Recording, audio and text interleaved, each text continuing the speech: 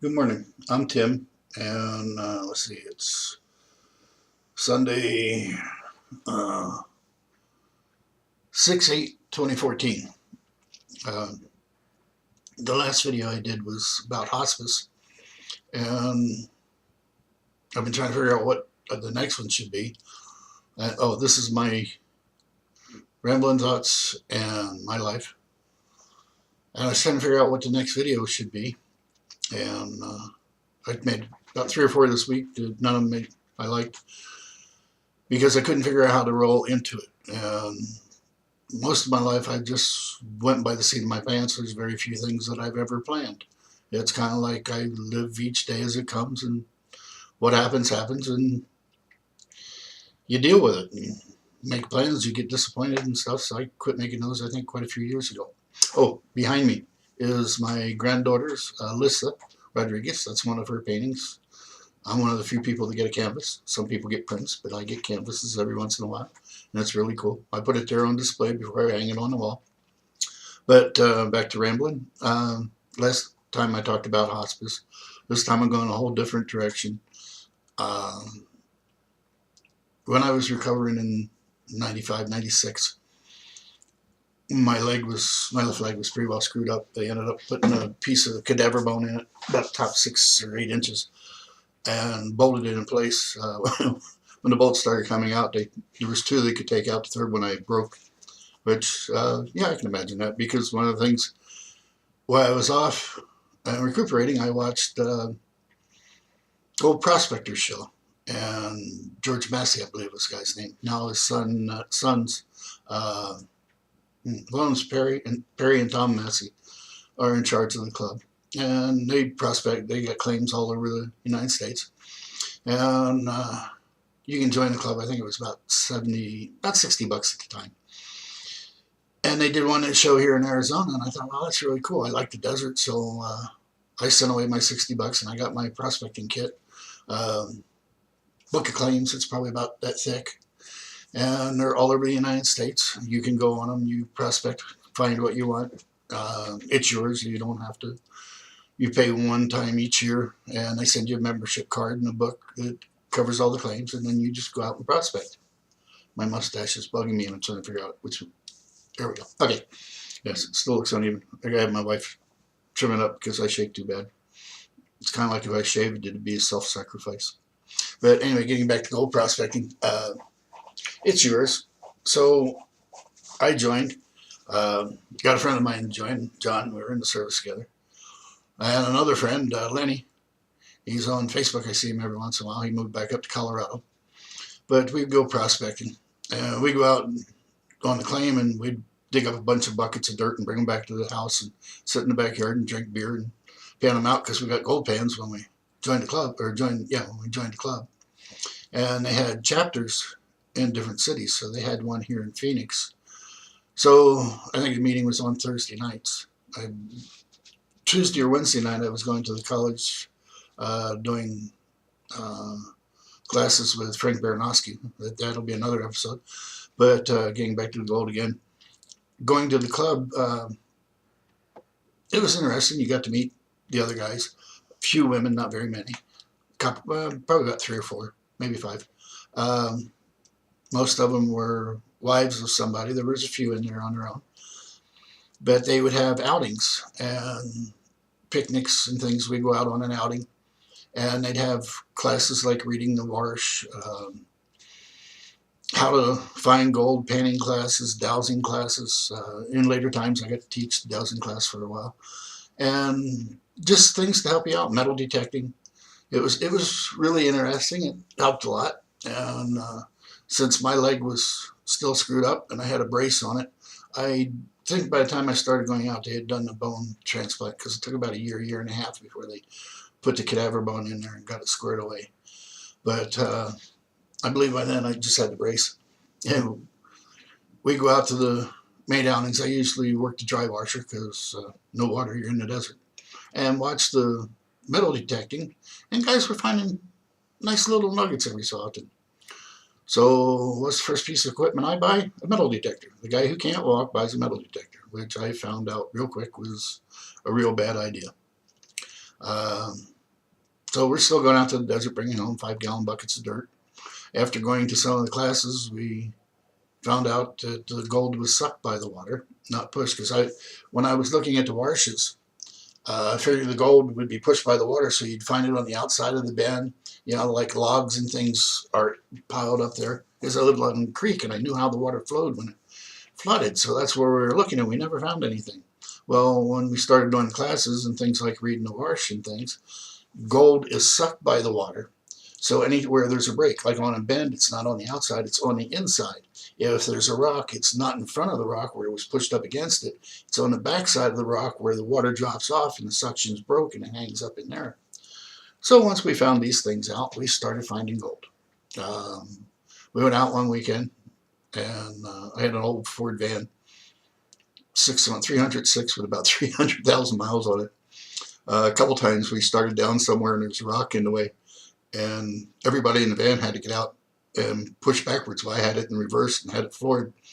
They'd get out and start pushing, and we'd make it back up the hill enough so we could go around the rock or do whatever we needed to do. That happened about 3 or 4 times. I was lucky I got to drive. But anyway, we brought home the buckets of dirt and we're sitting in the backyard and taking scoops and putting it in the pan and panning it. And the first time I found gold, it was like I just snorted a line of speed. My heart started beating. Boy, I was all excited and everything. That's mine. Nobody's ever seen that gold before I did. And once you find it, then you really start looking. We were out in Quartzsite, and John bought a little wooden dry washer and a leaf blower connected with a septic hose off a motorhome, the brown coiled hose, connected with that. So took it home, we used that. My father-in-law, Woody, he's a carpenter. He came down and took some pictures of it, made one for me, and that was pretty good. And we went out one weekend, and how much I was shoveling into it and stuff, he made me a larger one. So I think that one went to Todd. But anyway, we'd go out on weekends, go gobble prospecting. And after we started going out and I started getting around more, got rid of the van, got a 4-wheel drive Blazer. Needed transmission, but I had a friend that built transmissions, so he did that for me. Then Max and I put the tranny in. There was the interior in it had been changed. It was a 74, and somebody put the stuff in there from like a 90 or something Blazer, which on the floor, the 4-speed shifter lever pattern is different. So we had a hell of a time figuring out when it was in 4-wheel drive, when it was in 4-wheel low, when it was 4-wheel high. But once we figured it out, we had a lot of fun with it. I did. We'd go out and have all the equipment in the back and start down some dirt road or back in the desert and come across the wash. And, I wonder what's up this wash. Some of the washes are pretty big. We got back in on some of them, and they'd have a little shack built back there. One place had a Rolls Royce back in there. I don't know what it was doing. You find motorhomes back in there, all kinds of things. And it's kind of like, damn, I had a hard time getting this Blazer back in here. How in the hell did they get a Rolls Royce or this big bus back in here? And you'd find a lot of things back. We come across one that it had burnt down. And there was an old Honda generator. There was a Chevy pickup that had been flipped over. And it was just part of the history and of the area because that's what was out there. We went up on top of one hill, and there was all these glass bottles. All the green bottles were all put together in designs. So when you're on top of this hill, you're looking down at the next level, because way down the bottom there's a river. But it actually had a little bit of water in it, which is unusual for Arizona, but around Phoenix area. But they had these bottles, and they had stars, they had pentagrams. It was really cool. It was really neat. Some people can go out there and see that and, oh, it's evil and stuff like that. To me, it was just beautiful designs. I didn't have a bad energy or anything from it. Being out there in the desert, I'd go out a lot of times, and I guess it was kind of like a post-traumatic stress from the accidents and things. I had a real hard time being in town and dealing with people. And out in the desert, it was me. I'd climb up on top of the Blazer. Everybody kept on telling me I was going to fall off the top. So I made myself a rack up on top so I could go to sleep up there because during the summer it's too hot. But you lay up there and you'd watch the stars. It's just so peaceful and so beautiful. It helped me get my sanity back. I would go out and spend maybe 2 or 3 days out there. If I didn't have any hospice patients that I was working with, towards the end of the week, I might take off on Wednesday, and then Friday, guys from town would come out and they'd bring out more ice. So I was able to stay until about Sunday and then come back into town. But those 3 days, I was out there Wednesday, Thursday, Friday, all by myself. And just the quiet and the solitude, laying there watching the stars at night. It was just so beautiful and so peaceful. I was laying on the tailgate of the Blazer one time, up on a plateau. I think it was Abbey 1. It's over by Black Canyon City, New River, over in that area, which is north of Phoenix. But I'm laying on the back of the Blazer, and I've been eating peanuts and throwing the shells on the ground. I can see across to where the road comes in because I'm waiting for some guys, so I'll be able to see them 20 minutes before they ever get there. So I'm just laying there watching the road and watching the sky. I watched the hawk fly over. And at first, when I glanced up, it looked like a sparrow with a piece of grass or something in its beak, to build a nest.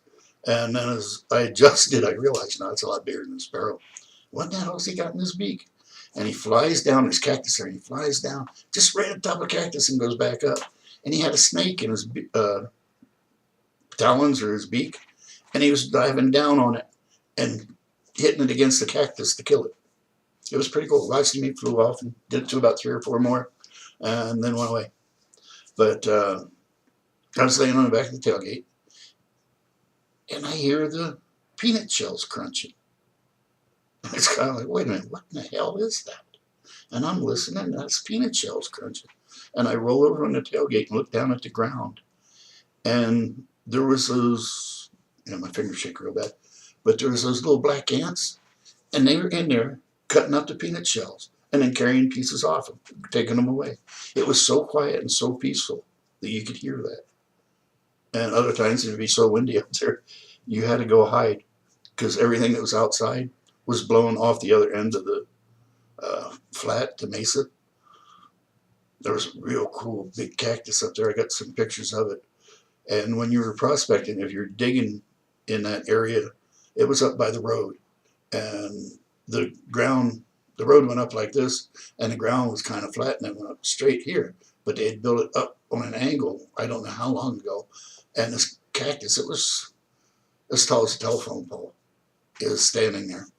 And you'd be down the bottom working, it'd be windy up top, and you just see that cactus just sway. I bet you moved 3 to 4 feet back and forth. Come up one weekend, and it had fallen. But when you were down below that, you were always watching that thing because you don't want to be down there when it falls because those things hurt. Poetic justice, there was some guy out here, and he took a shotgun and started shooting up a cactus, and it fell on him and killed him. Kind of like nature's poetic justice. What they do retaliate. Well, it's getting close on time on this, so that's my ramblings for today. I hope that it entertains you or gives you something to think about. There wasn't much in there, just things that I enjoyed, things that I remember.